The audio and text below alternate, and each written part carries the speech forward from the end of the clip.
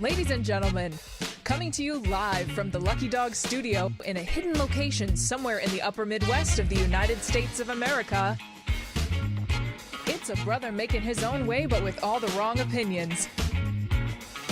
Welcome to the Morning Night Live with your host, the one and only P-Dog Knight.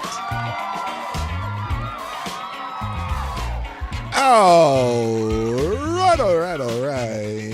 Hey, stop the music. Good morning, everybody. Welcome to the Morning Night Live. I'm your host, Marty, also known as P-Dog Knight.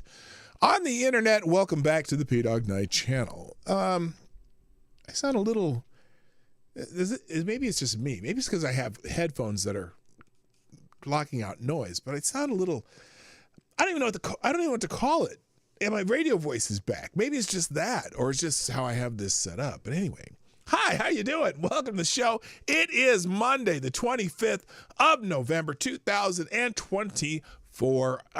A few short days until Thanksgiving. Our first bird's going into the oven today because we always do an extra bird for to send home soup leftovers with everyone that joins us for Thanksgiving. This year we're only having 13 people though, which is... Well, only that seems like a lot, I think. But so far, no one has canceled due to politics. So maybe just because we just don't talk politics with our dear friends and family, and we keep it nice. You know what I mean? And so that's how it goes. So anyway, let's get this.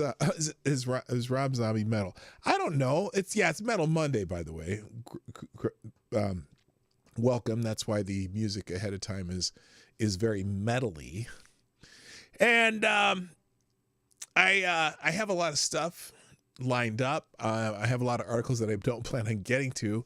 That'll be linked in the links today. So check out the links today when you're done. Also, I want to make sure that you know that, here, let's see, pdognight.live. Wait, what the hell is this? What the hell's going on here? P-Dog Night Live. Slash merch. Oh, I see, because it does that. Just a reminder that, the new Unburdened line is out, and it's a very simple line. It's if you're excited about January 20th, 2025, when a certain orange man bad is unburdened by what has been, you can get your own little merch here. I got everything in red and black for the most part. Different styles of t-shirts, hoodie, sweatshirt, crew neck. Oh no crew neck in this one. On my Teespring channel, there are some, but anyway, so if you're interested, I'm going to start promoting this week.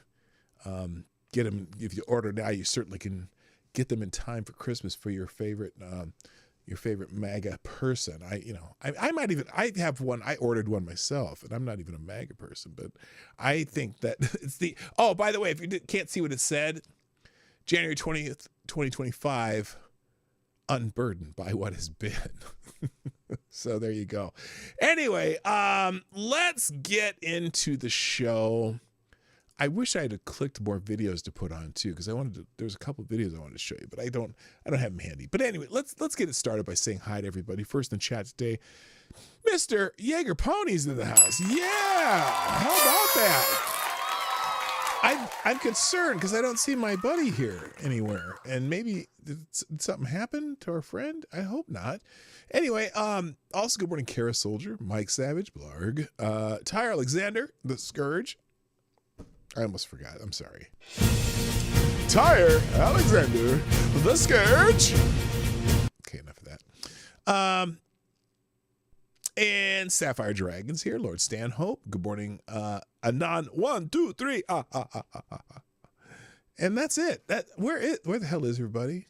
Anybody know? Are y'all sharing the stream, or what the hell's going on here? There's not that many people here. That's weird. Usually there's I got boom 20 right off the bat. But it is what it is. A few thank yous, by the way, people who have already shared the stream or just dropped a let's go. let's see, who I got here? Sound Humble Nation, of course, thank you. And Mike Savage got a let's go. And here's our here's one of the let's go from Sound Humble Nation. Thank you. That's a good one. I like that. It looks like a robot, some kind of robot and shit. Also, thank you, Rexio in Puerto Rico and Jimmy Das Hotep, both Hotep Nation friends. Oh, sweet. Here we go. Look at this one. Wait, do you see this? Wait, that's the wrong one. Hit this button. Hit that button. There we go. Yeah. Let's go. If you can't see it, that is Tom Holman. I don't know what he's the director of deportation, and you get choosing two buttons, deport and deport. Oh, people are hating that also. Oh, there we go. Let's go. We got Sasquatch having a smoke, just waiting for the show. That's beautiful. And thank you, CG. And that looks like everybody. So there we go. I'm sure more will share as we get this thing going, but you know how it goes.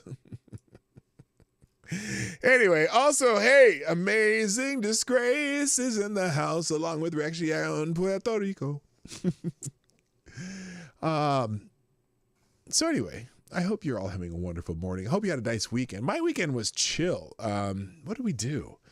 Saturday. Oh, Lady Boomer went up to visit our daughter Saturday because I went up there Friday after the show, and I hung out with my daughter and my two granddaughters, and we went to this little town. What the hell's the name of the town we went to? I can't remember.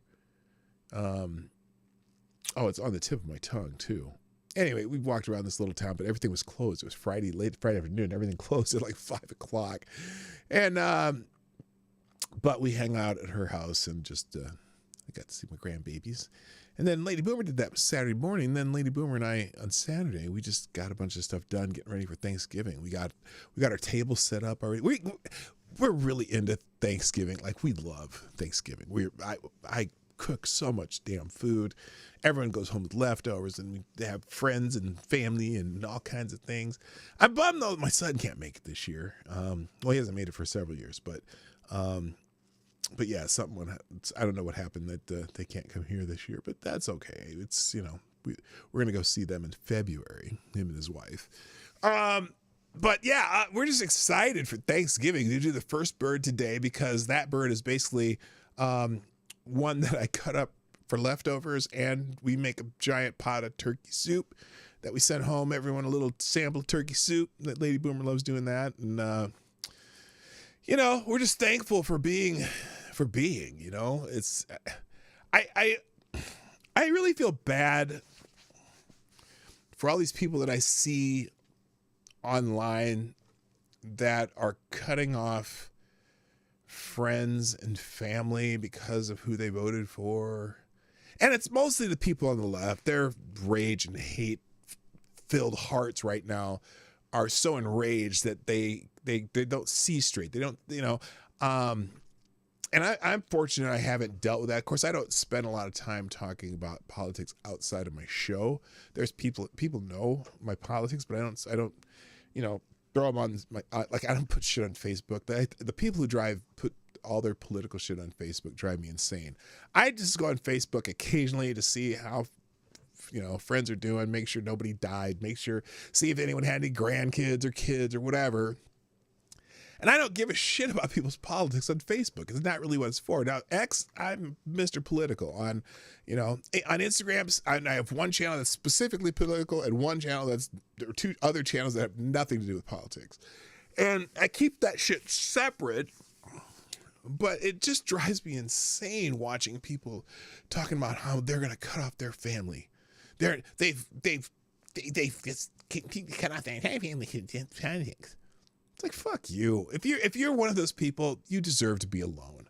That's the way I see it. Go get in your bubble and be happy, because people have a lot of different reasons why they make choices they do.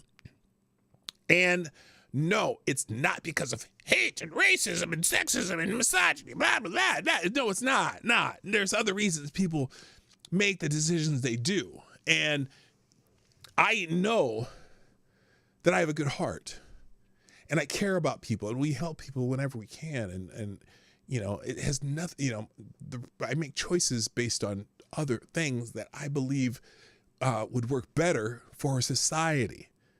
And if I think the guy with the funny hair, who's the jackass guy, is better for, you know, the ideas that he has as far as running the country are better for our society and sustaining our being, because we're already at the expiration date, by the way. You know that, right? Average democracy, I guess that's what you'd call it, even though we're a representative republic, but we're a democratically elected, you know, republic. The shelf life is generally about 250 years. And we're popping that bubble in a couple years already. And we've got some shit going on that, you know, could cause some problems if we don't fix them. And so somehow we got to learn from the past and say, oh, wait, we don't want this to go by the wayside either. And so I think people I vote for, I think I have a better idea of how to sustain and maintain, you know, our ability to be the helper of the world. But we can't be the helper of the world if we're not healthy. And so that whole America First thing for me, again, I'm going to say it again, and you're probably sick of hearing it. But for me, that whole America First thing is like when you're on a plane that loses cabin pressure, what are the instructions they give you before you get on the plane? If that emergency should happen, you put your own mask on first to make sure you are safe and then help other people. If you are unable to help, if you start helping other people first, you die. So that's what America First means to me. And I'll say it hundreds of times, probably for the rest of my life. That's what America First means. We cannot help everybody else until we make sure we are healthy, or we will destroy ourselves trying to help everybody else. So anyway, a couple of good mornings. Good morning, Spidey Man, Green Badger Outdoors, Sheograth, Maddie. Welcome to the show. So, all right, should we do that thing? Should we do that thing? Do that thing. Do that thing. Do that thing. Now, on Friday, Gunfox dropped an article in with a Hamilton, and I couldn't open it for some reason. I don't know what's going on in my Streamlabs monitor over here, but it doesn't have, the links don't pop up in it. Right? So all I can do is push that. Oh, by the way, if you haven't shared the stream, please do that right now. Just click that link up the top there, and you don't even have to share it. Just reply to that Twitter post, the X post app formerly known as Twitter post, and just reply, "Let's go," please. Just do that. Make sure you do that, and then maybe someone will see it and they'll go, "Oh, hey, what the hell?" I'm gonna say, "Let's go" too. Good morning, Ravon Harris. You know, he's messing me up trying to read that backwards. Wait, Sheograth study. Due to high prices, Americans will still overeat less than normal this Thanksgiving. Yes. We'll overeat less. How'd you overeat less than normal this Thanksgiving? Absolutely. Yeah, we'd be grubbing on Thanksgiving, and you know, even though the meal will probably cost us about $14,000, we're still eating on Thanksgiving. Thank you. All right. So anyway, Friday, I couldn't hit the link, so I opened the article today. And this is some space news. NASA stacking the Artemis 2 rocket, implying a simple heat shield fix. I don't know what you mean by stacking. The Space Launch System rocket that will dispatch 4 astronauts on the first moon mission in more than 50 years passed a major milestone Wednesday. NASA said ground teams inside the vehicle assembly building at Kennedy Space Center in Florida lifted the aft assembly of the rocket's left booster onto the mobile launch platform using an overhead crane teams hoisted the left aft booster assembly, already filled with pre-packed solid propellant from the VAB transfer aisle over a catwalk dozens of stories high, then down onto the mounting post on the mobile launcher. Now, if you have no idea what that means, I read it verbatim, and so whatever. But anyway, this marks the start of stacking for the second SLS rocket earmarked to launch NASA's Artemis II mission and slated to send NASA astronauts Reed Wiseman, Victor Glover, Christina Koch, and Canadian astronaut Jeremy Hansen on a 10-day flight around the far side of the moon. Artemis II will be the first crewed flight of NASA's Artemis program and the first time people fly on the SLS rocket and Orion spacecraft. Now, I am very curious about this mission. I'm very curious about this mission. They're going to send some astronauts around the moon. And it's just so strange to me that we haven't done this since the early 70s. It really is. I mean, granted, yes, we've had people out in space. Wait, what? It took me a long time to realize what strap-on is spelled backwards. No parts? What? What's that? What are you talking about? I don't know what you're talking about there, Secret. Anyway, I just find it fascinating that we haven't pushed people out into space that far since the early 70s. I mean, obviously we have the International Space Station, people hanging around up there. But, so anyway, booster segments assigned to Artemis have previously flown on multiple space shuttle missions. When NASA recovered and reused them for SLS launches, the boosters will jettison and won't be recovered. NASA spokesman told ARS that it should take around 4 months to fully stack the SLS rockets for Artemis II. First, teams will stack the 2 solid fuel boosters piece by piece, then place the core stage between the boosters. The technicians will then install the cone-shaped adapter on top of the core stage, and finally, basically they're putting the rocket together so that they can do a moon mission. And the amount of time it's taking them is pretty wild that it's taking them this long to do this. But anyway, if you want to see it, this article will be in the links today. It's interesting, I'll tell you.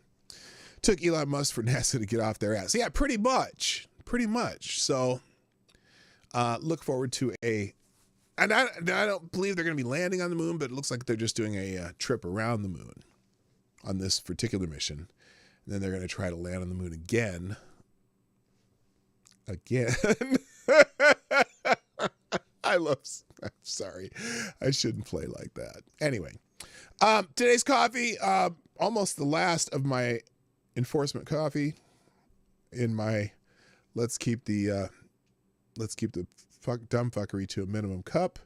It's delicious, and I'm gonna have to get online. By the way, I'll put a link to enforcement coffee and then links again today too, just because it makes me so happy.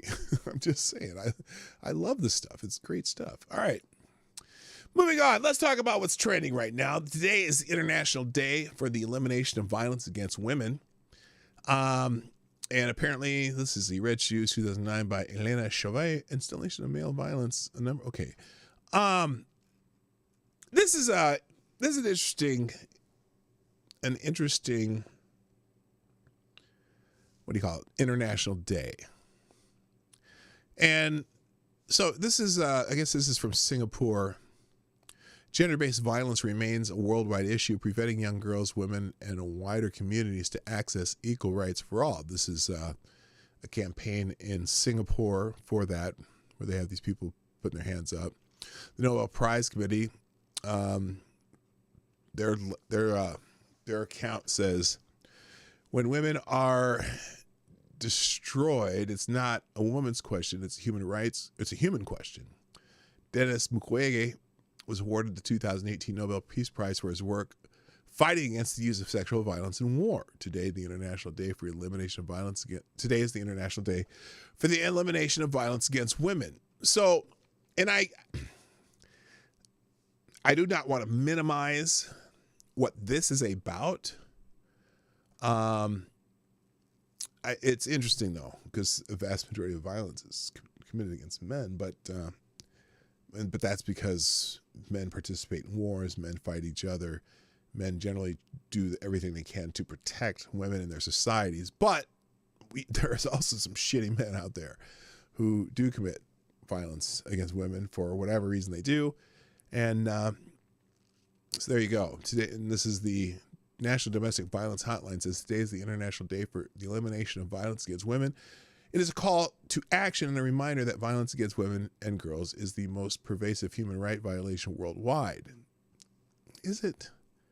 Anyway, but there is no excuse for gender-based violence, so there you go.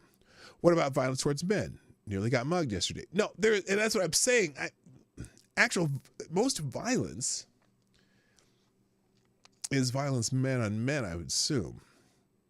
I mean, that's, obviously murder and assaults are men versus men by far. But we do have this day to recognize that the violence against women too. So again, I don't want to minimize that idea, even though the fact is most violence is committed against men. But it's men committing violence against men. That's what I'm saying. And that's just because by nature, we are more violent. We are, we're born aggressive. We're born with testosterone. We're born with certain traits that a lot of that violence is often in the attempt to protect women and children around you, or protect society, or create societies. You know what I'm saying? So it's deep. This is Deep Thoughts with P-Dog Night. Thank you. Moving on.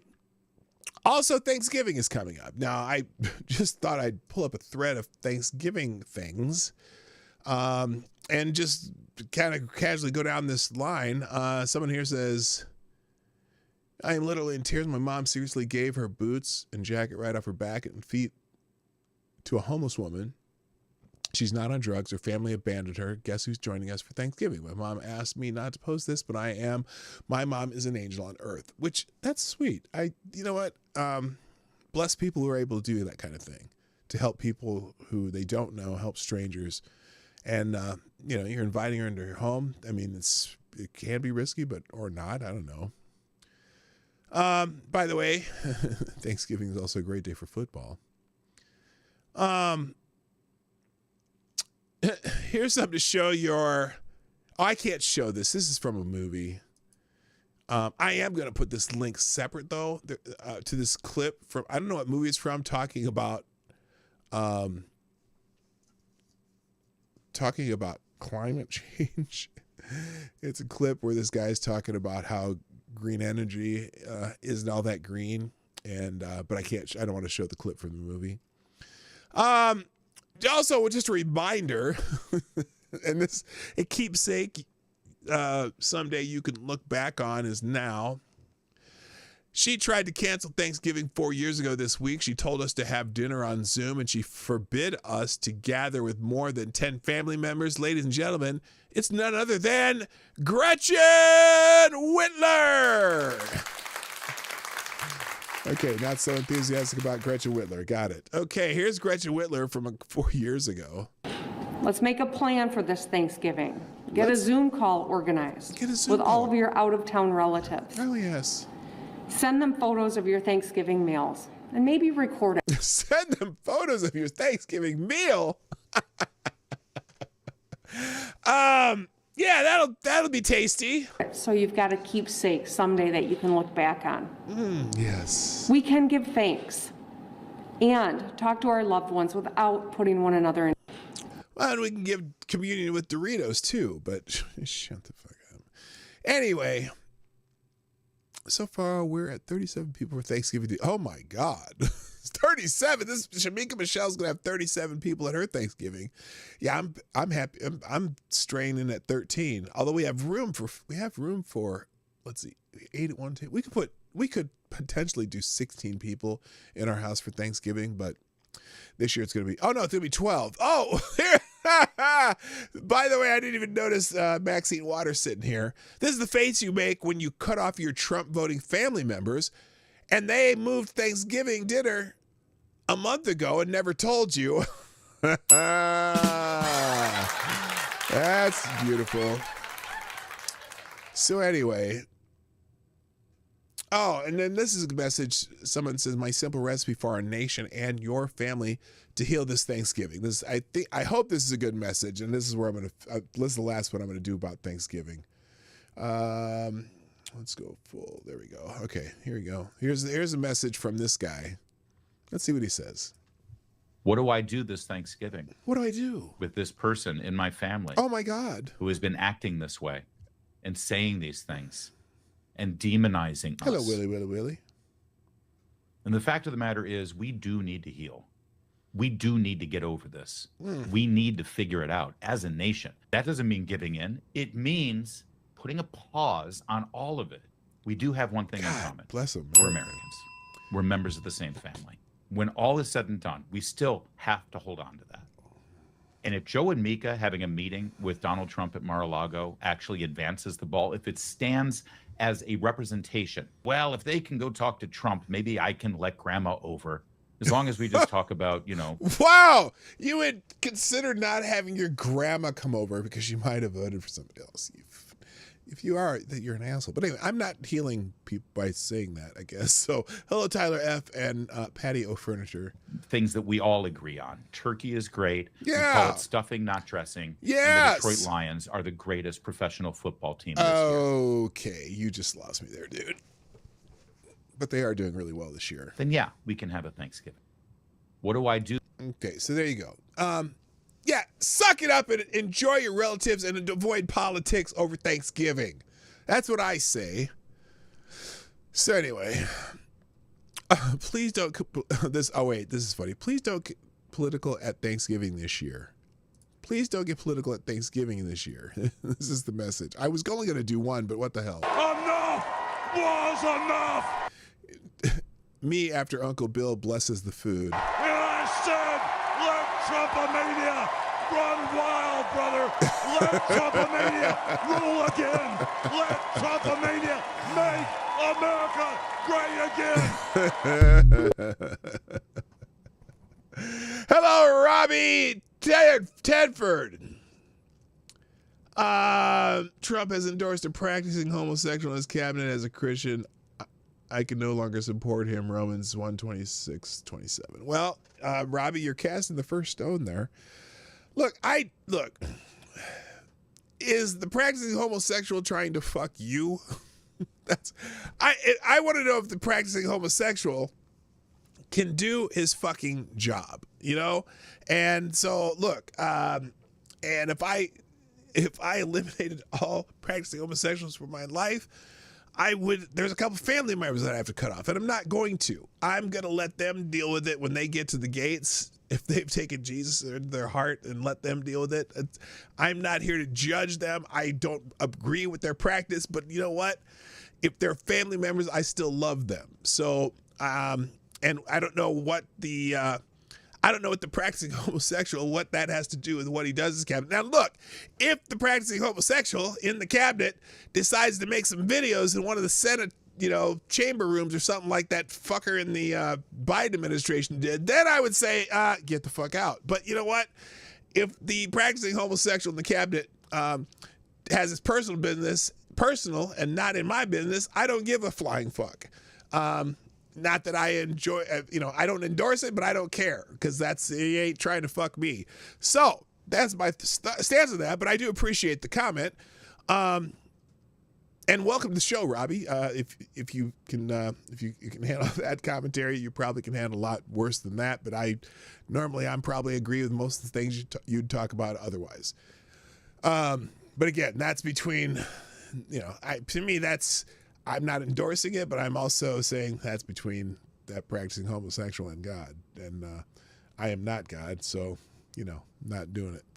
All right, what else is happening here? Anyway, I put a link to this video. I can't play it because it's from a movie, but it's a great kind of takedown on the green bullshit that's going on. Moving on, Geraldo Rivera is trending. Now, the only reason Geraldo is trending is apparently he believes that he can Well, here, I'm going to let you hear it, and then you can just chuckle a little bit because it's kind of funny that 78 is... How old is... Siri, how old is Geraldo Rivera? He's 81 years old, which he looks pretty good for an 81-year-old dude. But here's Geraldo Rivera and why he's trending. I can't imagine anyone who I feel more fiercely combative with than Dan Bongino. If he were to walk into a bar and I was having a beer, we probably square off. I can't. Geraldo Rivera thinks he would square off with Dan Bongino. Now, Siri, how old is Dan Bongino? So Dan Bongino, former Secret Service agent, 49 years old. Geraldo Rivera, 81 years old. Yeah, I'm not betting on that. Yes, Geraldo was a wrestler when he was in high school, but that was 60 years ago. I'm pretty sure that Dan would, well, bury his ass. Anyway, I don't know what that meant. Maybe he means square off in a rhetorical sense too. I don't know. Who knows? But I'm not, look, if I'm putting bets on that, if they did like one of those celebrity boxing matches, like Jake Paul versus KSI, but it was Dan Bongino against Geraldo Rivera, I would put all my money on Dan Bongino. Just saying. In fact, if it was just a debate, Can't imagine. I would still, shut up, Geraldo. I would still put my money on Dan Bongino because Geraldo's just a dummy. Anyway, moving on. MSNBC is trending. Now, you heard there's a whole bunch of stuff going on over the weekend about MSNBC. We talked about it possibly being sold or spun off from the rest of the NBC people by Comcast, right? And Morton, when he was on Morton Downey Jr., you guys, I remember that. When the Nazis broke his nose. Yeah, that was on Morton Downey Jr., wasn't it? It wasn't on Jerry Springer, was it? I can't remember. Geraldo Rivera should fight Jake Paul. That'd be precious.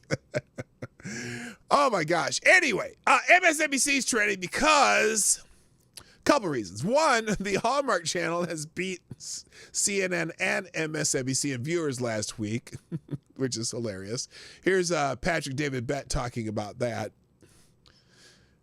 Imagine you're CNN and MSNBC. This is CNN. You're at a point that you're okay losing to Fox. You're at a point that you're okay losing to Rogan. You're at a point that you may even okay losing to other podcasters, right? Election night, some people are putting more numbers than you are. We did that on election night. You're like, listen, those guys are amateurs. We're pros. We built the Titanic. The amateurs are building the Joe Rogan Experience, the PVD podcast, all this other stuff. But these are amateurs. But imagine you wake up one day and your producer comes to you and says, guys, what? Hallmark just beat us. We lost to the Hallmark Channel. Bro, what are you talking about? Hallmark just beat us. Tell me nobody's written that article yet. Bro, they wrote it already. That's bullshit. No. Hallmark? They make cards. Give them a Hallmark. Hallmark beat CNN and MSNBC in viewership last week. No way. Here's a supersized guide to rating in all 32 new holiday films. Can you imagine that? Oh, man. How do you... Hallmark Channel.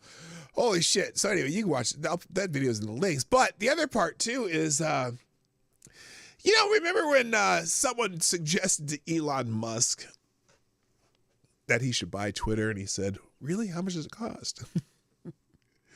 Well, there's been a similar exchange on the internet, on the app formerly known as Twitter. Hello, Justine Ellison, by the way. On the app formerly known as Twitter, and someone said something about Elon Musk should buy Twitter, and there's been a joking going around, and Joe Rogan said something about he should, if you buy, or not MSNBC, I mean, that Elon Musk should buy MSNBC. And Joe Rogan said, you should give me Rachel Maddow spot. I'll even dress like her and wear the glasses. And then someone named Zeke Arkham here says, hey, dear Elon Musk, if you wind up buying MSNBC, please give me Al Sharpton spot. I'm not a reverend. He's one, but name only. I don't have his James Brown perm, and I'm not a bobblehead, but I will spend every show dismantling all of the racial, divide? I think he meant divide. He spent his entire life building that. I know that, and I know how to pronounce words properly. What's that supposed to mean? Resist, we much. But anyway, that and I know. Okay, whatever. So, so there's a big joke about Elon Musk buying MSNBC. Now he got poor Rachel Maddow. poor. Hello, Roasted Opinions, Aaron Meredith. Poor Rachel Maddow is very upset about this, and apparently she was very upset about a meme that Elon Musk posts, a dangerous meme. Okay. And here's Rachel, very upset. I kind of feel for her, except for the fact that she makes $30 million a year doing one show a week. But here's Rachel Maddow. To at least 3.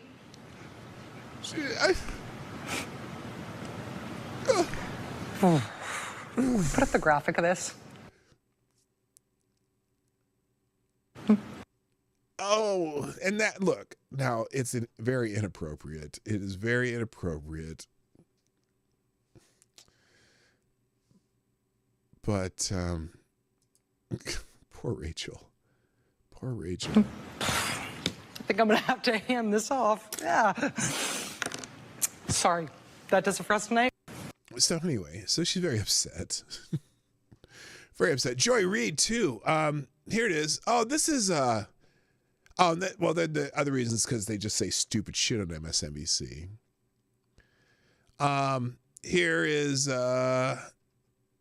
Here's Gutfeld talking about it. MSNBC has come to stand for Must Sell Network Before Christmas. I don't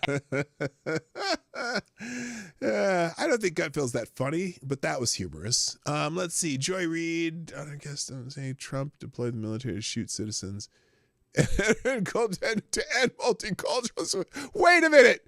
Holy shit. What? Hang on.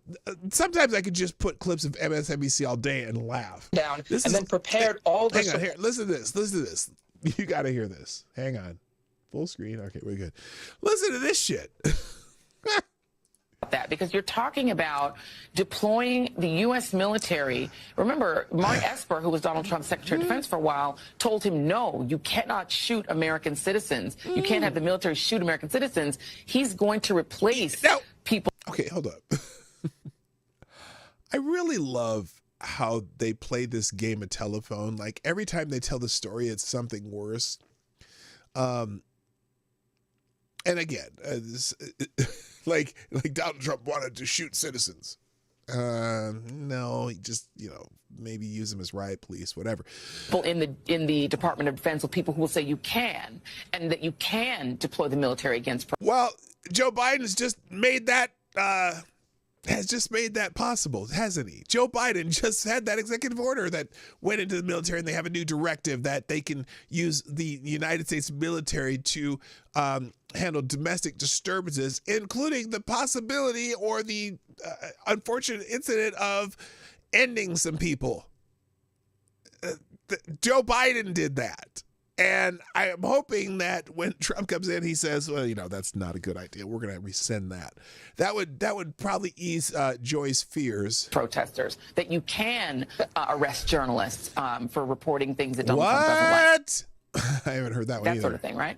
That is exactly right. One of the things that Ross Vogt did after he sort of left the administration in this sort of interregnum period that he's had and has been referenced with that 180-day agenda is that they have been building out the legal documentation, or what they consider to be the legal documentation, to justify internally the deployment of the military. I know it sounds hysterical. How can we possibly – this sounds so outrageous. No, this is – You mean what the Biden administration just did? Holy shit. How you doing? Oh, Lunatic's in the house. What's up? And so is Renee Mayette. Hi. Part of the plan. Like that they literally wrote a plan down and then prepared all the supporting documentation so they could check off that box. And then this is where the personnel piece comes in. They're making sure they have the right people to implement it. Ross Vogt gave a speech where he talked about the fact that he was planning on doing this, or at least to have the resources ready so that if there was sufficient blowback, they could deploy it. And I just want to put a bow on it to note that one of the through lines here is why they want to sort of, it's not just put a bow in your hair too while you're at it. Just revenge against their political opponents. That obviously gets a lot of fear. But the part that always stands out to me is that the rationale for why they need to do all these things is to end multiculturalism in America. That's not my term. That's what Ross Vought said. That the reason why you go after immigrants first, that you start to implement all of these big radical changes, is that this is the beginning of the end of multiculturalism in America. Yes. Okay. There you go. So we're going to try to end multiculturalism in America, even though it's a very multicultural society. I don't know. Anyway, so yeah, poor Rachel though. Poor Rachel could not handle the fact that MSNBC might be on the chopping block, or it could be sold. Now, now that we've talked about that, this will be the Q&A for today. Okay, this will be the Q&A for today. If Elon Musk buys MSNBC,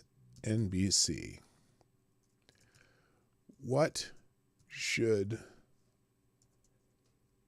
the new name be, and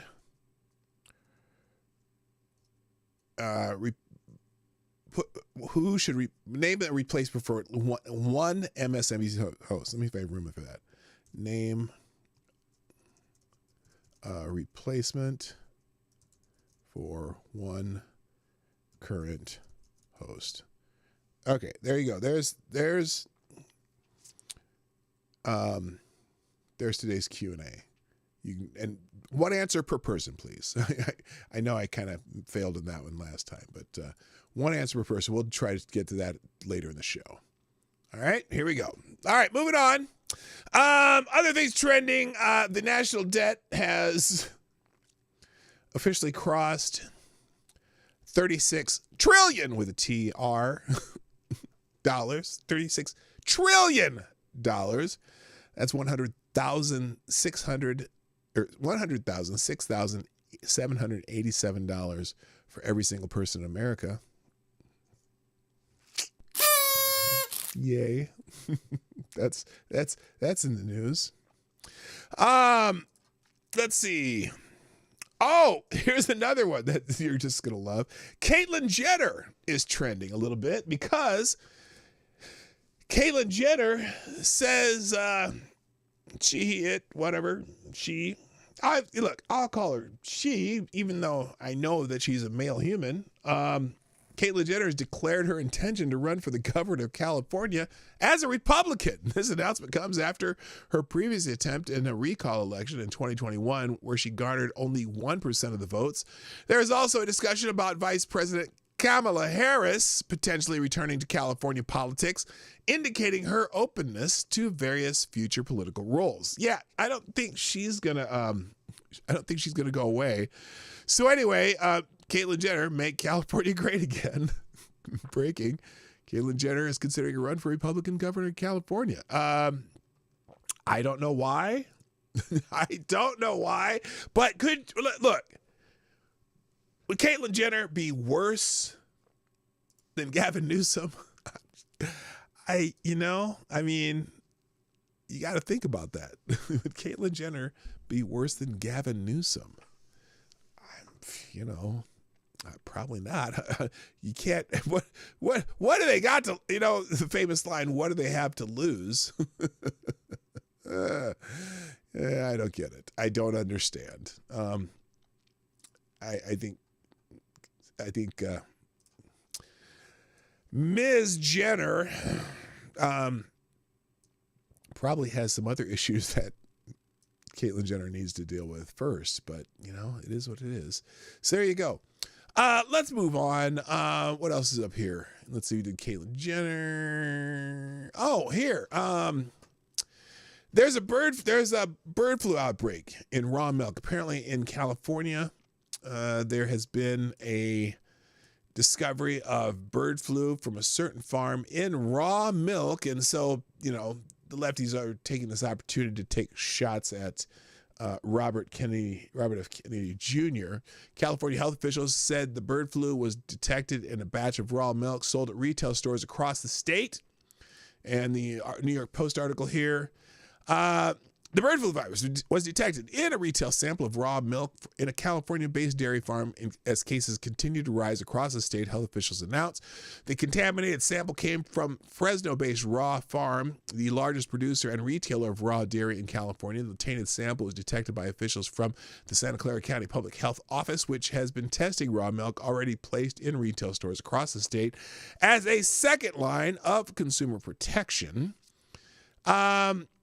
Raw Farms has since issued a voluntary recall of all quart and half-gallon milk products produced on November 9th. The products are set to expire on November 27th and have a lot ID of number of blah, blah, blah, blah, blah. So that article is in the links. Now, this is sparking quite the debate on X, and many people just trying to take pot shots at what's his name? Robert F. Kennedy Jr. Somebody here says, I promise you guys, raw milk is gross. I like all kinds of expensive farm-to-table food. I love free-range green-fed eggs. I love pastures, meat, and grass-fed dairy. Raw milk is disappointing. It goes rancid in hours. Save your money and also don't get tuberculosis or bird flu. So there you go. Now, again, here it is. Ron Filipakowski, this jagoff.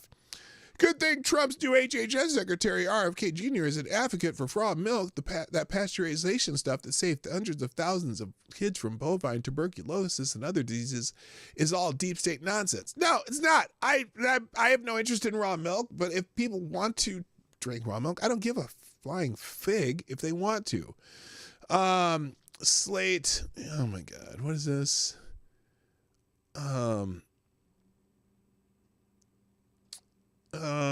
Experts think drinking raw milk with bird flu could deliver a whopping dose of virus, enough to trigger a fatal infection. Based on animal lab studies, data shows raw milk PCR count of 10 insanely high.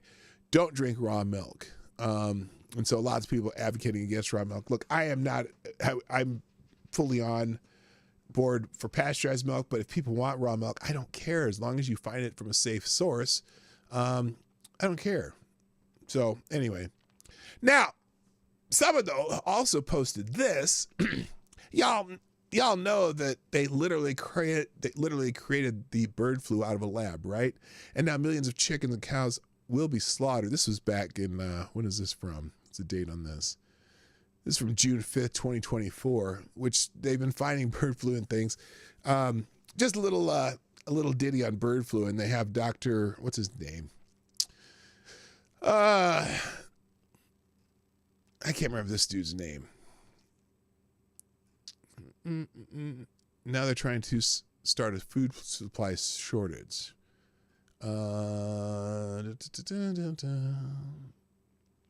Anyway, I have no idea who this is. If you want to see more about that, it's in that particular post. Moving on.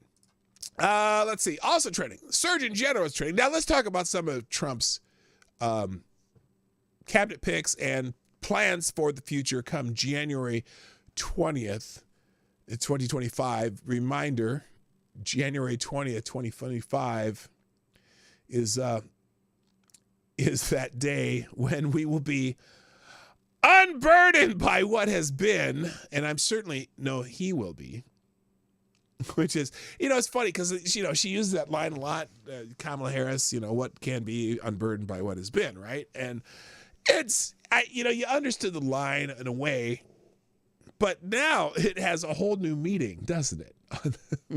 when it's the guy with the funny hair who will be unburdened by what has been. And mainly when I say that, I mean by all the bullshit that they've tried to throw at him. That's what I'm talking about. But the new Surgeon General pick, apparently Donald Trump has chosen. Someone is saying that this is Trump's Surgeon General pick. What is her name? Dr. Jeanette Nashwat. And probably the problem with this person is she was one of these Fauci juice advocates. Someone here says, I'm going to be brutally honest. I am supremely disappointed on Donald Trump's pick for Surgeon General, Dr. Jeanette Neshwat. I am not going to be silent about it. Who the hell thought it was a good idea to suggest that a woman that praised the COVID death jab as a gift from God and praised Facebook for censoring the truth about how the vax is killing millions of people, and going to even further wanting more censorship on other platforms. While she went on record about this during the height of Stupid 19 3 years ago, I cannot find a single time she has corrected these horrific statements. I am frankly disgusted and repulsed by this pick. It's clear that Big Pharma definitely has stake in Trump 2.0. I wonder how Robert Kennedy feels about that. Bad picks for the next administration deserve to be properly called out and shamed. Now that's true. Any bad picks that he makes should be called out by anybody else. We are not in a damn cult. It is not only his administration, but more than that, it is we the people who prayed for, grinded for it, ultimately voted for Trump. We fully reject this. So this is... have clear-cut, compelling data. This is Dr. Jeanette Neshwat. COVID, the vaccines in the future. This is our path out of the pandemic that she published in February 2021. Here's her speaking about this. Oh, wait a minute. Hang on. Not this one. She says, we have many vaccines in existence that treat a variety of non-life-threatening diseases, but to have a COVID vaccine, i.e. a Pfizer or Moderna mRNA, that will actually save you from dying is a gift from God. Well, I hope she's learned something since she wrote this. Again, this was in 2021. Here is her speaking. First of all, vaccines save lives, and I am so excited, and I thank and I commend Facebook and Mark Zuckerberg for taking action, because this affects everyone. This affects our children. It affects adults. She's praising them for censorship? But just look at the recent measles outbreak, the biggest outbreak that we've had in decades with measles. And that's no joke. Measles can cause brain inflammation and pneumonia and ear infections and hearing loss and death. So it's about time that they are taking action. And I hope and pray that other social media... The difference is there were 7 years of development of the measles vaccines. They've been tested and whatever over and over and over again. And this, look, I see, as much as he likes to still tout Operation Warp Speed, I see it as a failure. I see it as a failure. And the idea that all these people who, especially from the Biden administration, all these people said, I am never going to take a Trump vaccine. And then they tried to mandate it. It was, as soon as they were in power, oh my God, we're going to mandate this. I just have problems with it. So media platforms will follow suit and do the same thing. No. We don't want them censoring people. Now have clear-cut, compelling data. A trial of 10,000 participants. This was just posted on the CDC website that showed those who had a third dose, a booster shot, had significantly more improvement, more protection, more antibodies than those who did not have that third dose. So we definitely know, especially going into the winter holidays, having that extra protection can help minimize infection, can help minimize spread. So if you are especially over the age of 50, the CDC now recommends you should definitely get a booster. Okay. It should have been only if you're over the age of 50. Honestly, I am not a fan. All right. Now this person says, I think she switched stance on the COVID vaccines back in 2022. Don't judge her based on her early statements in the whole COVID area debacle. I was really offset too before I started listening to what people like Brian Bridle, Malone, and McCullough said in public.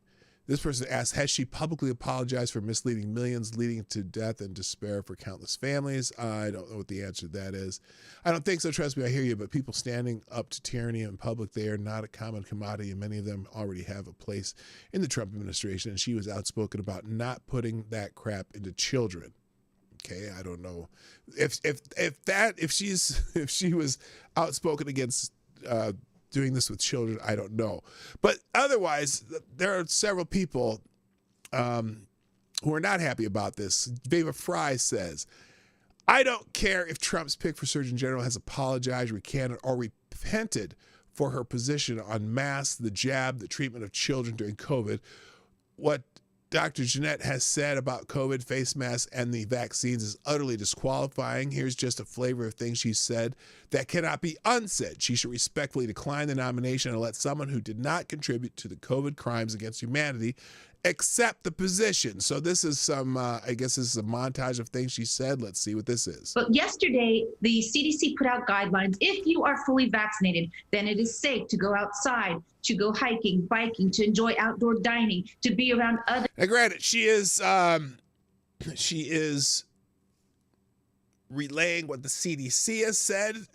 Let's see how this goes. There are people who are unvaccinated without a mask. Now, that is if you are fully vaccinated. If you are not vaccinated, you still have to take precautions around other people. Now, both vaccinated and unvaccinated groups have to still wear a mask in large public areas where it's crowded, like concerts and stadiums.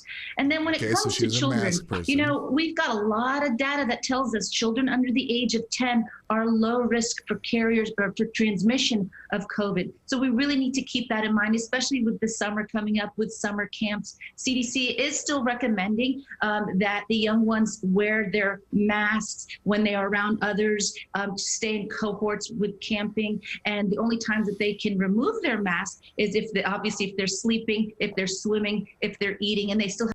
If they're sleeping? What? Again, she's telling you what the CDC guidelines are. Maintain that social distancing as well, and I think part of that reasoning is because the social distancing that we now know was just something they pulled out of their behind parts because of the crowded areas with the campgrounds, and also kids can't yet be vaccinated. So right now it's 16 and older that we can vaccinate with for Pfizer, for example, but we're still undergoing trials for the younger children to be. Okay, I'm hoping that she gets thoroughly questioned about this stuff. Again, Dr. Jeanette Nishwat, nominee for Surgeon General, was involved in the dumb TikTok trend that emerged during the COVID pandemic. This trend featured doctors and nurses performing annoying dance routines while telling us to mask up and shelter in place. Still makes my skin crawl. Yeah. I'm looking forward to hearing Rand Paul question Dr. Nishwat. I'm not sure if I'm saying her name right. So that's why Surgeon General is trending. Let's move on. Also, Tulsi Gabbard. People are talking about Tulsi Gabbard. This is wild to me. So there's a whole bunch of people, Congress and pundits and whatever, claiming that Tulsi Gabbard is a Russian agent, or at very least a Putin sympathizer or whatever. And so we're getting a lot of people going on shows, like, for example, Tammy Duckworth. Okay, or is that her name? Something Duckworth, like on this CNN clip. She's a critic of U.S. intelligence operations. Hello, Godzilla, what's up? And Special Can Acid, and Select a Boy. Yeah, boy! And Rick Ashbringer and GDSOB. Lots of new people showing up. That's good. Talking about saying she's echoed Russian propaganda. She's a agent. She's a Russian agent or a Russian whatever.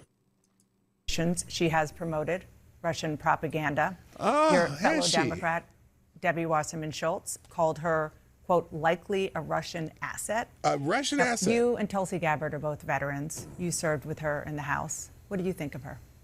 Well, I think she's compromised. I think why by going to Syria and basically because she went there, backing a brutal dictator there.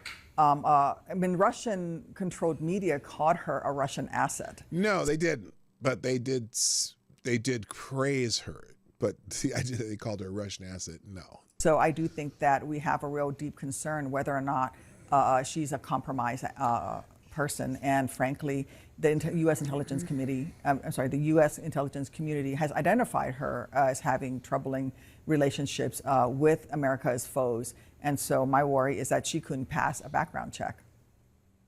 From who? Now, let's remember, Tulsi Gabbard is a lieutenant colonel and battalion commander in the U.S. Army. You don't think they would have removed her? She's a reservist. Her command post is in Oklahoma. But so I'm just dumbfounded by the fact that they are saying that she is a Russian asset and yet let her remain an officer in the United States military. It's confusing to me. So a lot of people are supporting her. Some people are talking against her. Here's a few people taking on these smears. We just saw that one. Let's listen to. Let's do Reince Priebus first. Here's Reince Priebus talking about this smear. You wouldn't rise to a rank of an 05 lieutenant colonel if our intelligence agencies thought that somehow she was some kind of Russian asset, which if people are going to level those charges, they better be darn sure that they're accurate. And is a very Nikki dangerous Haley didn't thing say to do. that. She said that it was sympathizing. But it's all insinuated, okay? It's this cutesy, hyperbolic nonsense coming out of the media and the Democrats who refuse to accept the fact that almost a majority of Americans have accepted Donald Trump and Trumpism. I think it's time to give this guy a month of peace and let the process play out. You wouldn't rise to a... Yes, obviously, Jasmine Crockett doesn't like that idea. But other people too. Again, there's this. We already saw the ABC clip, or CNN. This is CNN. Now here's on an NBC, Kristen Welker, who is, she's going to go to argue with anyone who has an R behind their name. But here's this guy. I can't even know what it is. We'll just play it. Let's talk about the pick of Tulsi Gabbard for DNI. Here is what the former UN ambassador Nikki Haley had to say about Tulsi Gabbard. Oh, that's right. Nikki Haley went after her, too. This is not a place for a Russian, Iranian, Syrian, Chinese sympathizer. See, if you're anti-war to Nikki Haley, who is one of the,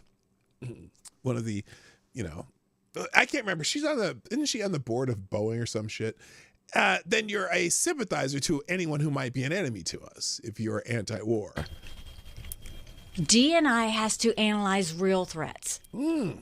Are we comfortable with someone like that at the top of our national intelligence agencies? I don't know. How about we actually have a vetting of her yet? But anyway, let's see the response. So, Senator, what say you? Are you comfortable? Will you vote for Tulsi Gabbard? I think it's really interesting that anybody that has a different political view now is being cast as a Russian asset. Thank you, Hillary it's Clinton. Totally ridiculous. Tulsi Gabbard has served in our military. She served as a congresswoman from Hawaii, as a Democrat, I might add, part of this unique coalition that President Trump has put together and won and got that mandate.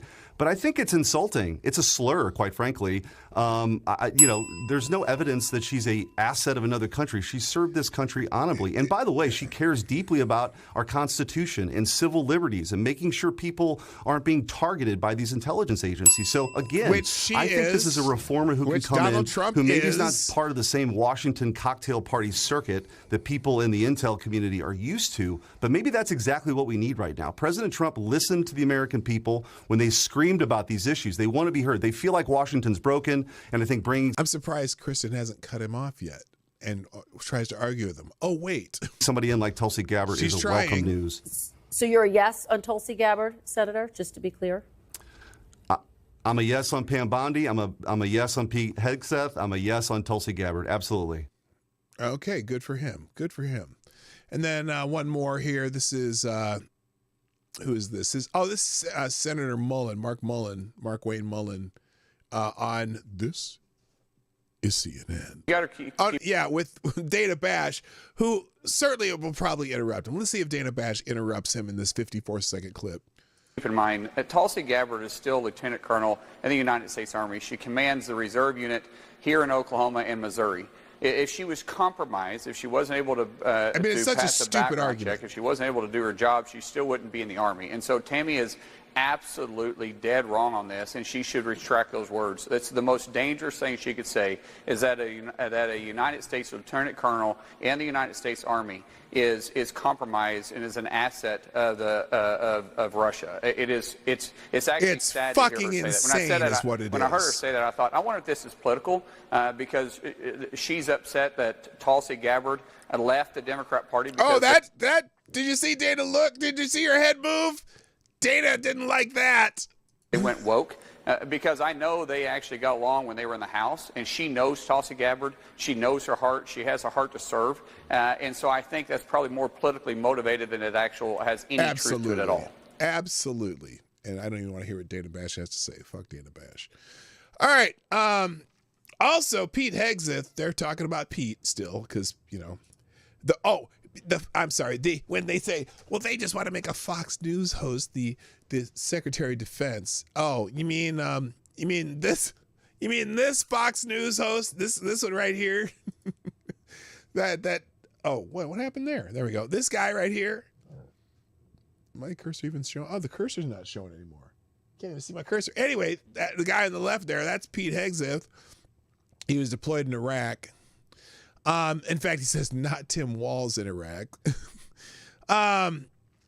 Someone now here says, this is Pete Hegseth on X, the app from Windows Twitter. Been getting a lot of these honored. America's warriors demand and deserve strength in the White House and the Department of Defense coming soon. So let's see here. Someone puts here,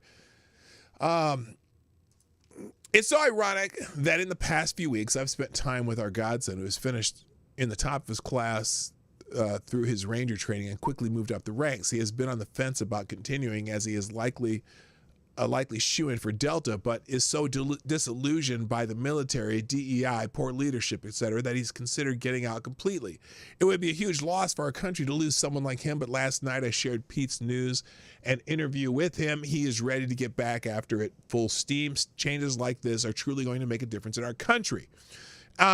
And there's another one here. It says, I know you're busy, but I wanted you to know that my 17-year-old Kyle was considering joining the Minnesota Army National Guard, and in the wake of your nomination, he decided to move forward.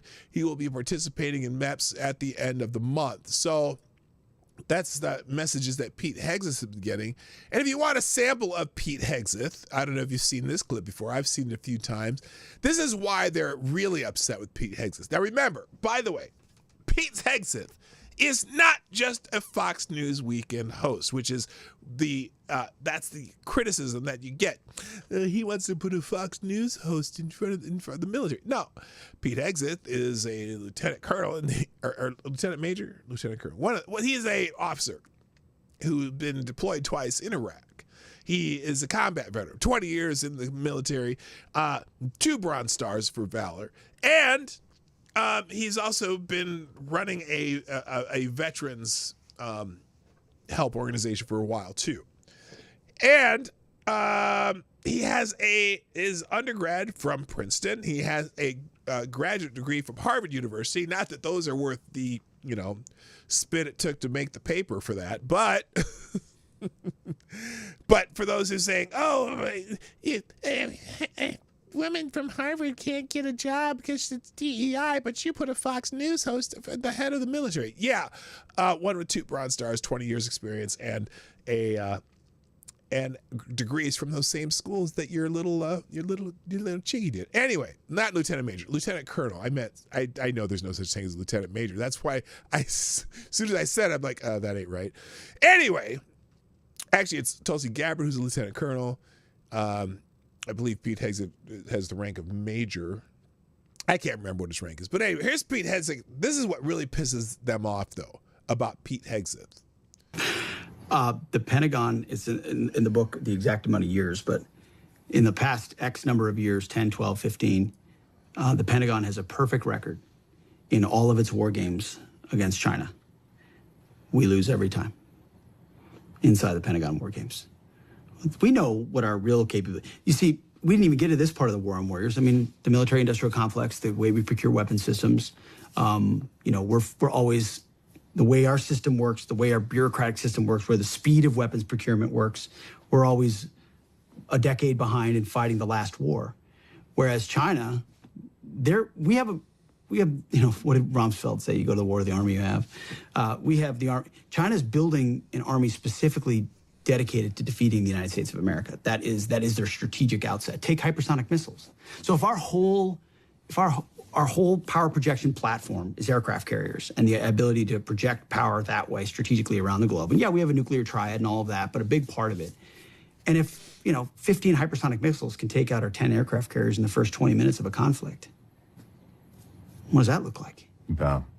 I mean, and if they've already got us by the balls economically, which you pointed out very well, with our grid, culturally, there's plenty of elite capture going on around the globe. I mean, and then microchips and everything. Why do they want Taiwan? They want to corner the market completely on the technological future. We can't even drive our cars without the stuff we need out of China these days. I mean, they have a full spectrum, long-term view of not just regional but global domination, and we have our heads up our asses. Yeah. And that. Okay, so they don't like the fact that he talks like this, and the needs for the capabilities and things like that. And also, he's very, very much, against the nonsense that's happening in our military. When it comes to the wokeness and shit like that. And on the heels of that, there is Donald Trump. Apparently, this is pissing them off. Donald Trump it's anticipated that he will, I don't know through executive order or what, but disallow transgender people in the military. Now, on that note, in fact, here's another clip of Pete Hegseth on that particular topic. I believe this is the right clip. Let me make sure. And that's why I think it's our only way out is, and that's why I do think we're at an existential moment. I'm not trying to be hyperbolic here when it comes to the DOD. I think we're at a shit or get off the pot moment. Yeah. We are at a tipping point for total institutional corruption. And Trump has a chance to reverse that when he wins. Because what the military did, I didn't finish the thought on that, is they committed a Bud Light. Like in search of a non-traditional constituency, they offended their core constituency. So there aren't enough lesbians in San Francisco to man the 82nd Airborne. Mm-hmm. And in trying to cater to that, they lost the boys from Tennessee and Kentucky and Oklahoma. The traditional dudes who did it because they loved their country, or they wanted the adventure, or they, wanted to try tough things, or they need an up and out of their community, whatever it is. They're like, if I wanted to do the woke crap, I could go to the local community college. Being transgendered in the military causes complications and differences. And the book kind of lays out the common arguments that those on the left or others make, which are baked in social justice.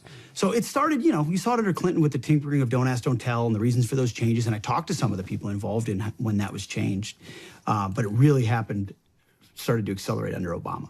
And you saw the trans stuff come at the end of the Obama administration. You saw the women in combat come at the end of the Obama administration. It's because they looked around at the bureaucracies that they controlled in Washington, and the one that was that they didn't control. Obama spent a disproportionate amount of time focusing on the Pentagon. They were skeptical of leadership and eventually brought in political appointees and generals who would do their bidding the way they wanted, which, as you know, in a top-down organization, changes the ethos of the whole thing.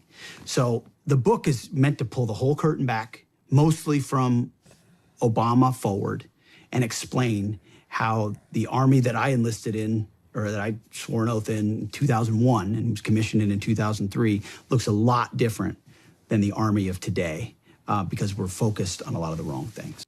Okay, and that's why. And he's referring to his book, The War on Warriors, which is a book he wrote about how the change and some of these changes have been a detriment to our military readiness. And so the big story here is Trump plans to kick transgender troops out of the military with 15,000 service members to be medically discharged on his first day in office, according to a report. Now, I don't know what the report is. This is the Daily Mail version of this article. President Trump, Trump reportedly plans to issue an executive order on his first day in office to ban transgender members of the military. The controversial order would cause as many as 15,000 active service members to be medically discharged, deeming them unfit to serve. According to the Times, Trump seeks to issue the executive action on January 20th, 2025, or on day one of his term. The Times said, preventing any transgender people from enlisting in the military as all branches continue to struggle with recruitment. Well, part of the struggle is what Pete Hegseth was just talking about. Because you're discouraging the people who want to be warriors with people who want to be diversity hire, to diversify, particularly with, women and trans people, whatever, look, they used to not let people with asthma go into combat roles. Why? Because if you're out in the field in a trench, granted, trench warfare is not necessarily probably the most likely thing, but if you're out in a combat position and you may not be able to access any kind of medications for a week or two or months or whatever, and if you're on various hormone medications or whatever and you can't get them, well, that fucks up your unit's readiness. So anyway, the 78-year-old former president has nominated former Fox News host Pete Hegseth to lead the Department of Defense and has pledged to purge all government agencies of woke policies. In his podcast interview recently, Hegseth called the inclusion of transgender people in the service pushing boundaries. Yes, he suggests that you can't integrate trans people in as easily as people of different races were integrated because being transgender in the military causes complications and differences, basically medical differences that you don't have. It has nothing to do with races. He also said that transgender people were not deployable because they are reliant on chemicals. Is that a lie? Are they not reliant on medications, hormone treatments, whatever? Trump's press secretary Carolyn Leavitt last night downplayed the Times report, stating no decisions on the issue have been made. No policy should ever be deemed official until it comes directly from the President Trump or his authorized spokespeople. So there you go. And it's I'm sorry. As much as I don't want to be rude, whenever I see the vision of a military officer that looks like this, and I think about the enemy seeing this, laughing at this, I'm sorry, it doesn't help the image of our military. Okay? It just makes us look like idiots. Or I wonder if the Trump plans to ban transgender individuals from the U.S. military, report says.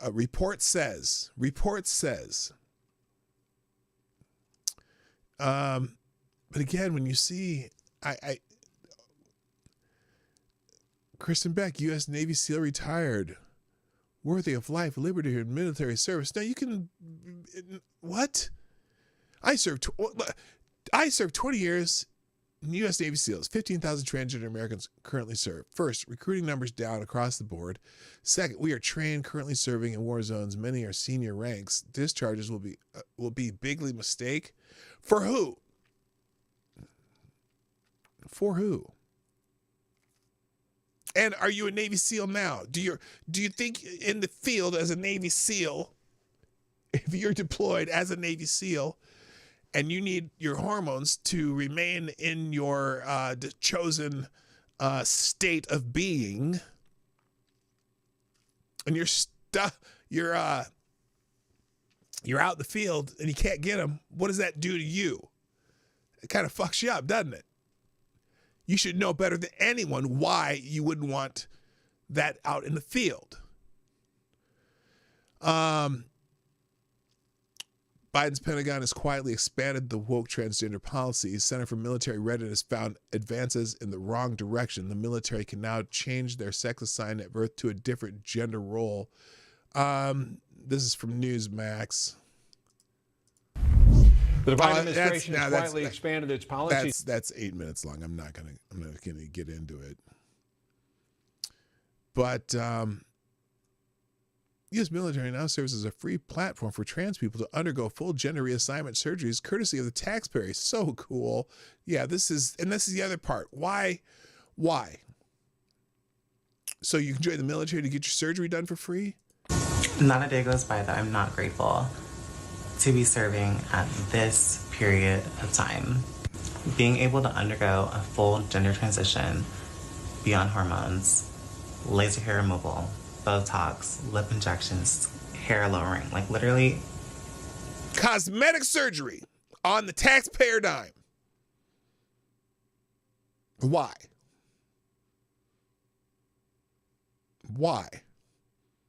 That's the part that I don't get. Live your life however you want as an adult, but why would you ask the taxpayer for those things? Those are cosmetic surgeries.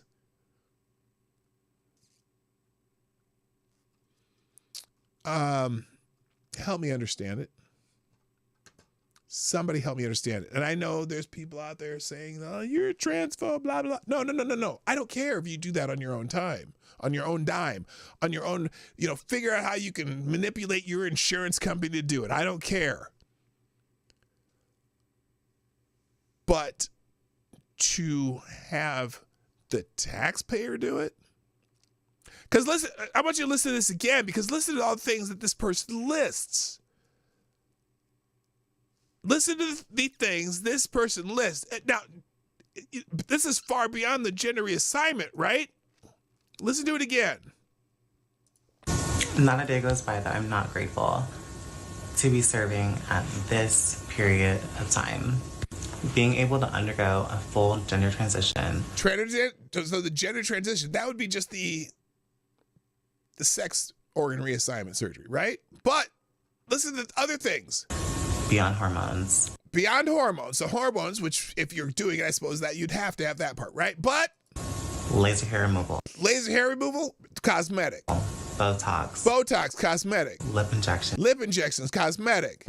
Hair lowering. Hair lowering, cosmetic. Like literally cannot be more thankful to be alive now. Really? That's amazing that we would you expect the taxpayer to pay for that. All right. Another thing sounds like Trump's going to do is defund Planned Parenthood. That's trending, or people are talking about it. Which is interesting because I didn't think that the government was funding abortions. What? So apparently Elon Musk and Vivek Ramaswamy call for defunding Planned Parenthood from federal funding because, look, they make millions of dollars from donors and whatnot. Why do they need government funding? Why does Planned Parenthood need government funding at all? Any government funding, especially since Planned Parenthood lobby spends more money on political advertising or political, political shit. And the government's funding it. So how about Planned Parenthood use their money that they put towards political shit towards their own funding and deal with it with your payment for services and donations. So someone here, Texas girl, says Planned Parenthood was never about helping women. Planned Parenthood needs to be defunded of all tax dollars, and hopefully Doge will accomplish this. Absolutely, because it was originally a eugenics organization against black people. Hey Trump, if you want no federal involvement in abortion, then debar and defund Planned Parenthood. The federal government wastes almost $700 million on Planned Parenthood, according to their 2022-2023 annual report. $700 million? I didn't think they were funding any abortions. Oh, you're you're funding the other services so they can do the abortion part, right? And look, remember me, guys. Remember me. I'm still one of those people who think abortion should be legal at up to a certain point, but beyond a certain point, it's barbaric. You know, I have no problem with morning after pills and shit like that, but there's a pretty quick point in that process where it becomes barbarism. Notice I don't say it from a religious standpoint, even though I'm sure that, you know, I have some idea that there's a religious aspect to it. I just see it as pure barbarism at a certain point. And it's pretty quick. It comes pretty quick for, you know, people. But whatever. I eat rape and incest, give them a morning after pill. I have no problem with that. Don't let that joining of cells implant and start growing as a baby. I'm no problem with that part. But at some point, beyond the pain and heartbeat parts, so that the baby, not just a fetus, a baby, a developing human can feel, there's a point where it's barbarism. So, but this is here's the interesting thing. So this is a Wall Street Journal op-ed. Call for a partial taxpayer defund of abortion chain Planned Parenthood. This is from the Wall Street Journal, where they say, but even without relying on that view, DOGE, the Department of Government Efficiency, will help end federal overspending by taking aim at the $500 billion plus in annual federal expenditures that are unauthorized by Congress or being used in ways that Congress never intended, from the $535 million a year to the Corporation for Public Broadcasting and $1.5 billion for grants to international organizations and nearly $300 million to progressive groups like Planned Parenthood. Yes. And the way they do it is some of these government agencies, which don't necessarily have a lot of guardrails on what they spend, they tend to spend money on things that we don't even know about. And there's a good example regarding the Environmental Protection Agency, the EPA, funding a group that basically is basically a pro-Palestinian or pro-Hamas, whatever. Spent a lot of time on pro-Hamas shit. Let's put it that way.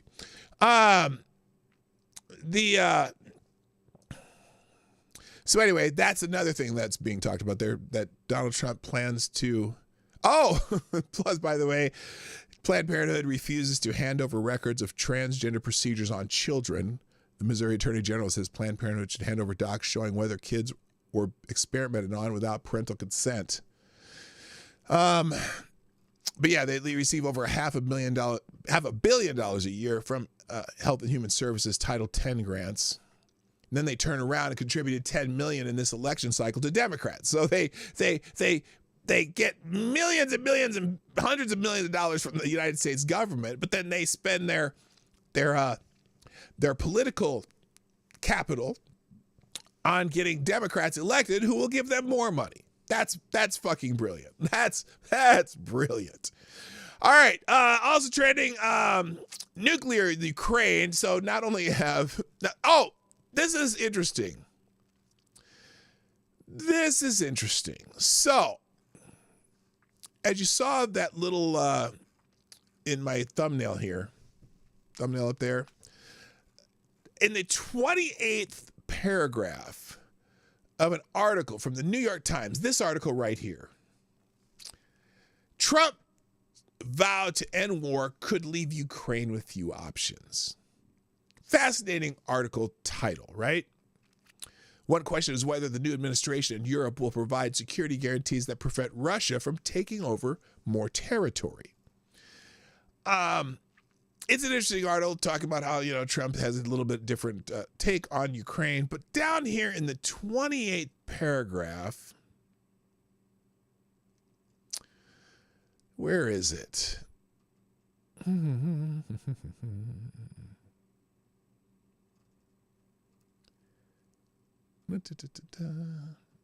here, I'll read it from this article right here. Buried in the 28th paragraph of this New York Times article, officials suggest Biden could send nuclear weapons to Ukraine. Oh, fucking great.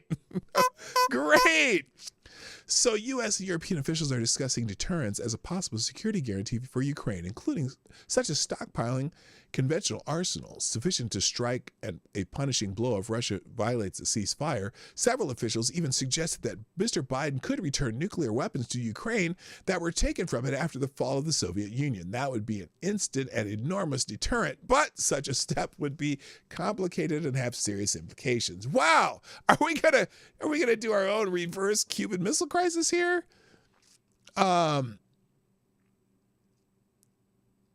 This has been widely circulated. Return, they have been sent to Russia or dismantled. Appeasement for the recent outrage of the Budapest Memorandum. All talk. Someone says he says thank you for pointing this out. I've covered these issues back then, and my recollection is that the U.S. compelled Ukraine to return its nuclear warheads to Russia in the mid-1990s in exchange for Russian promises to respect Ukraine's borders. So that's interesting. That was just an interesting little snippet I thought I'd share with you, and you can kind of do with it what you will. The entire article will be in the links today. And that was the say what that I was talking about. Now, Senator Mike Lee. Is this Senator Mike Lee that he put based Mike Lee? Yeah, based Mike Lee, senator from Utah, says, and in fact, U.S. officials discuss giving nuclear weapons to Ukraine. In fact, I'll put the Zero Hedge article in here too. But Mike Lee says, if true, this is treasonous. That would have caused World War III if Biden sent nukes to Ukraine. I'm curious. Is Joseph Ream Biden trying to start a war before Trump gets into office? I don't know. Here's the Zero Hedge article. U.S. officials discuss giving nuclear weapons to Ukraine. According to the New York Times, U.S. and European officials have discussed a range of options they believe will deter Russia from taking more Ukrainian territory, including providing Kyiv with nuclear weapons. Wait, now, by the way, do you really want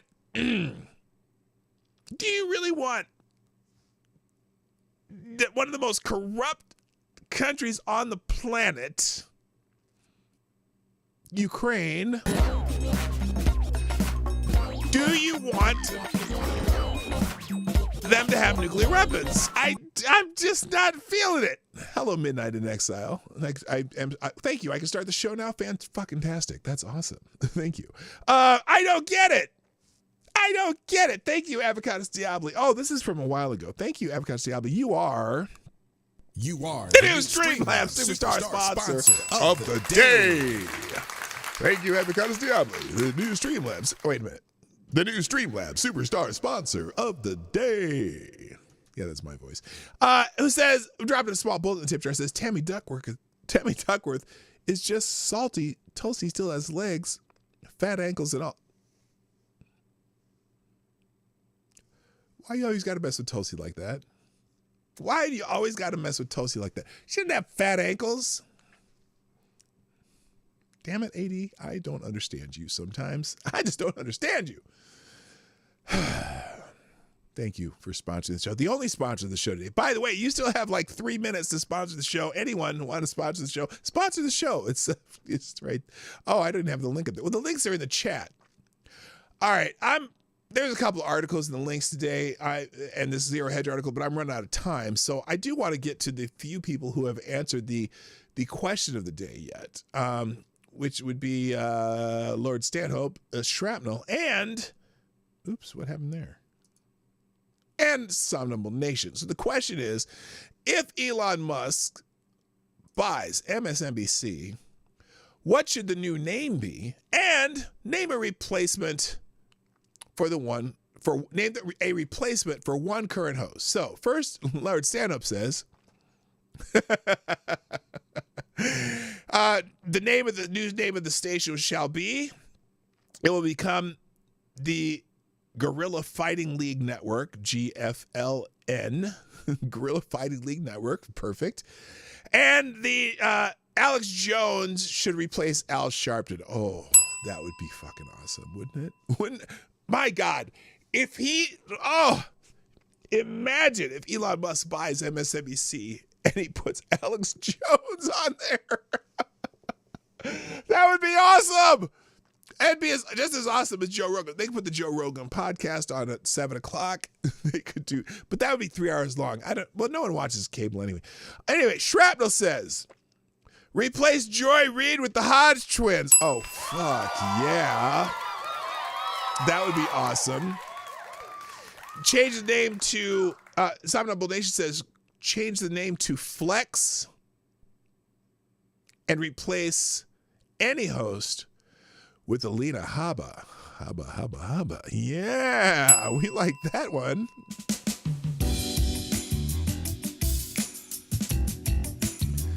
We like us some Alina Habba. Habba. Avocados Diablo says, just change it to Musk NBC. M-U-S-K NBC. That's good. That's a good one. And Selecta Boy says, X Odus News. Yeah, I was thinking the X News Network, but whatever. All right, there's a few takers in that question. All right, Sharpton would be big mad. Yes, too. X Truth, Tucker Carlson. That's not bad too. Hello, Mystic Forest. There you go. And who said mine is the best? Avocado Stiabi says mine is the best. All right, there we go. All right, there are a couple articles that I haven't gotten to. Let me just tell you what the headlines are. In Human Events, Ami Sanchez has written an opinion piece called How the Left Plans to Defeat Donald Trump's Agenda, which believe me, they're plotting and planning and whatever. They're going to fuck with them. You know it. That's the only other article I have in here today. Also links to Enforcement Coffee and to the P-Dog Night Live Unburdened store, where you can get January 20th, 2025, unburdened by what has been, because that's what's going to happen on January 2025. And also link to Enforcement Coffee. The non-sponsored the show, but I like it so much that I thought I'd throw it up here and support Reaccion Puerto Rico by ordering some Enforcement Coffee. Delicious coffee, by the way. It's amazing. So, all right, guys, that is all. My very discombobulated show today. Hopefully you will come back tomorrow. And if you're new or happen to just be passing by, or you catch this broadcast by accident, hit the damn subscribe button, share my streams, and if you ever are so inclined, you can sponsor the show several ways. Super chats during the show, Streamlabs during the show, pdognight.live, buying some merch, or you can go on Cash App or Venmo, and those links are in the description down below, or in the description, whatever that is. So anyway, let me drop today's links into the chat before I go. Wait, let me make sure to get the right ones here. There's one, and get rid of that. There we go. All the links that you need from this show are about to go into the chat. So there you go. As soon as my computer refreshes, hello, faster. Come on, bitch. There we go. All right, there we go. There's that one. And copy. All right, here's today's links. There you go. That's it. I got to go. My name is P-Dog Knight, and I'm out of here. Bye-bye. Have a lovely, lovely day. Hey, this is P-Dog Knight, and thank you for watching today on the P-Dog Knight channel. If you have an observation or remark you'd like to make about this video or my channel, I absolutely welcome you to write it in the comment section down below. I really look forward to hearing from you.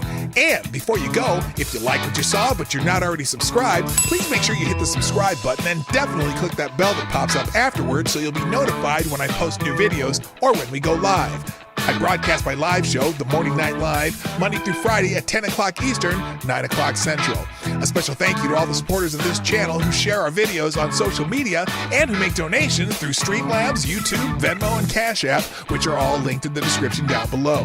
Thanks again, and until next time, I'm P-Dog Knight, and I'm out of here.